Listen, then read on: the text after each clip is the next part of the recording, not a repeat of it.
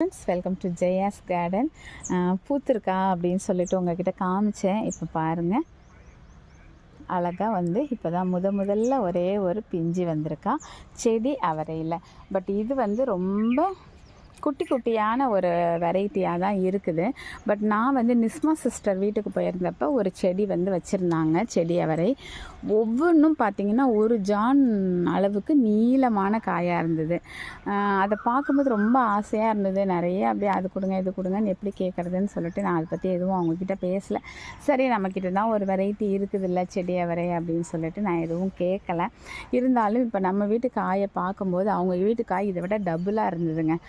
So கண்டிப்பாக அடுத்து அவங்கள மீட் பண்ணுறேன். ஏன்னா அவங்கள வந்து திருப்பி நான் கேட்டது, அவங்க கேட்டதை நான் கொடுக்குறதுக்கோ அவங்களோட வாங்குறதுக்கோ எனக்கு முடியலை. ஏன்னா ஒவ்வொரு நாளும் வந்து நான் வந்து எக்ஸாம் டியூட்டிக்கு போகிறது அப்படிங்கிறது வந்து ரொம்ப ஒரு சவாலாக தான் போயிட்டு வந்துட்டுருக்கேன்.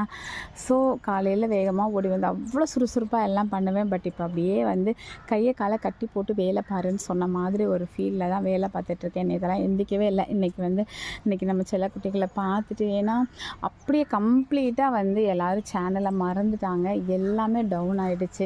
ஸோ இதுக்கப்புறம் நம்மளை தூக்கி தூர போட்டுருவாங்க ஜெயாக்காவை அப்படிங்கிற சூழ்நிலைக்கு தான் இன்றைக்கி நான் வந்து சரி நான் இருக்கேம்மா ஞாபகம் வச்சுக்கோங்கம்மா அப்படின்னு சொல்கிறதுக்காக தான் நான் முடியாததோட கூட வந்திருக்கேன். ஒரே ஒரு வீடியோவாவது போடுவோம் அப்படின்னு நினச்சி தான் நான் மேலே வந்தேன். பார்த்தா நிறைய பேர் புது விருந்தாளிகள் இருந்ததுனால எல்லாத்தையும் உங்ககிட்ட காமிச்சிட்டேன். நிஸ்மா சிஸ்டர்கிட்ட அந்த செடி அவருடைய விதைகளும் வாங்கி போடணும் அப்படின்னு நினச்சிருக்கேன்.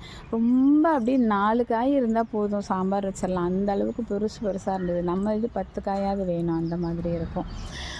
சரிங்க, இதை பார்த்தோன்னே எனக்கு சொல்லணும்னு தோணுச்சு. பாய்.